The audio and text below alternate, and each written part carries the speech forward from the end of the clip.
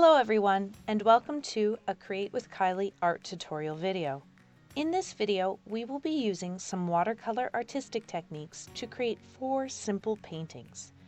If you want to say thanks, click the like button and subscribe to my channel. Now let's get creative. For this exercise, you will need watercolor paints, brushes, water, a tissue, a blow dryer, and a scrap piece of paper to test your colors on. Begin by taping 4 boxes across a sketchbook page spread or on a piece of watercolor paper if you have some. The first painting will be of purple lavender and 2 bumblebees. We will be using a wet-on-wet technique where we naturally let the colors bleed into one another. Pre-wet your paper so that it is shiny but not so wet that it forms puddles. Remember to leave 2 white areas for the bees as you paint patches of watered-down turquoise blue and purple on the paper. These colors should be very pale and transparent. Use a blow dryer to dry your paper between steps. You'll know the paint is dry when it is no longer shiny. Your next layers will begin to build up the main lavender stalks. Stick with uneven numbers of flowers, like 3 or 5, because that's more aesthetically pleasing. Load up your brush with the same purple and turquoise colors, but this time they should be more saturated and less watered down. Build up the lavender by using many short brush strokes that start from the center and move outwardly. Draw the bees and be careful not to paint over them with the purple and turquoise. The complementary colors to purple is yellow, and the complementary color to turquoise is a warm orange.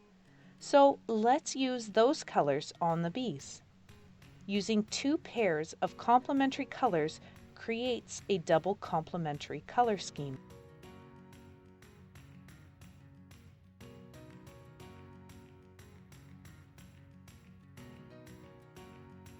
Let's switch from lush gardens to arid deserts. Before you start painting, trace something round like a coin for the moon and draw 2 soft triangular sand dunes halfway down the page. Give the closer sand dune a curvy line to break it in half, and likewise for the one off in the distance. Be careful to leave the moon and dunes dry when you pre-wet the area that will become the night sky. Now let's use a gradient wash. This begins with a brush loaded with a dark purple-blue color. With one hand, tilt your sketchbook up at an angle so that gravity will help you. Paint a long horizontal stroke at the top of the page, and then add more strokes as you move down. Slowly transition to turquoise and rinse off the paint as you go so that you gradually transition to a nearly transparent color. Allow the sky to dry or use the blow dryer once again before moving on. This painting is also using a double complementary color scheme. So let's paint the sand dunes with a pale warm yellow and a red brown orange.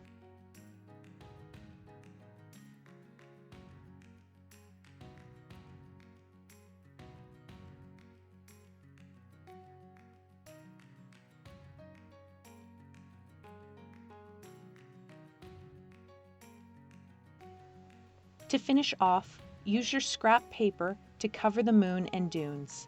Then using the splatter and drip technique, load your brush with white and spray some galaxies into your night sky.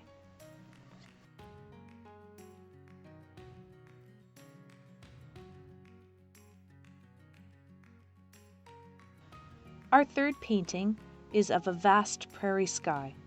Before you start to paint, draw a low horizon line that is about an inch up from the bottom of the taped border.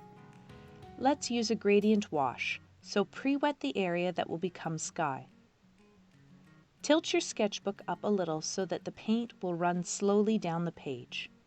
Use a saturated blue at the top, and as you use horizontal strokes to draw the color down, keep rinsing off the brush so the colors become more and more desaturated.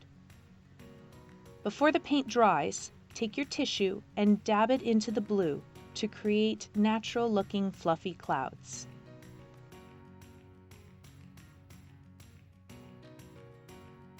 Allow your paint to dry before starting the land. Paint a pale yellow across the rectangle that will become the prairie land. Along the horizon line, use an orange-brown color to paint a jagged and bumpy line. Do another stroke to fade this line down. You can add patches of grass or rocks in the mid and foreground using the same brown-orange. I used a little more orange at the bottom of the page to complement the blue sky. This painting uses a split complementary color scheme. Blue and orange are complementary colors, but the split happens with the soft yellow-orange and the warm orange-brown color.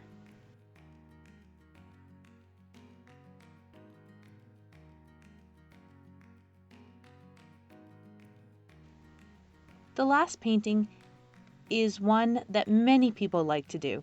It's a winning combination of two things: a gradient sky with dark superimposed silhouettes.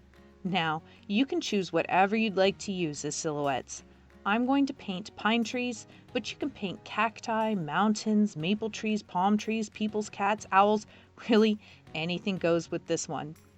You can draw your silhouettes before painting the sky if you wish, or you can jump right into it by pre-wetting your paper and using the gradient wash and color bleed techniques. You can choose to create any kind of sky, from a colorful sunset to an icy green aurora borealis. Use the blow dryer to set your sky before you paint the silhouettes.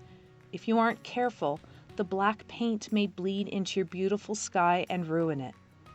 So make sure it's very dry before you move on to the second step. In the end, I used a little bit of the splatter technique to add some stars. And there you have it, 4 lovely watercolor paintings that used pleasing color schemes and nifty artistic techniques to achieve pleasant effects. Until next time, my friends, stay awesome and be creative. Thanks for watching.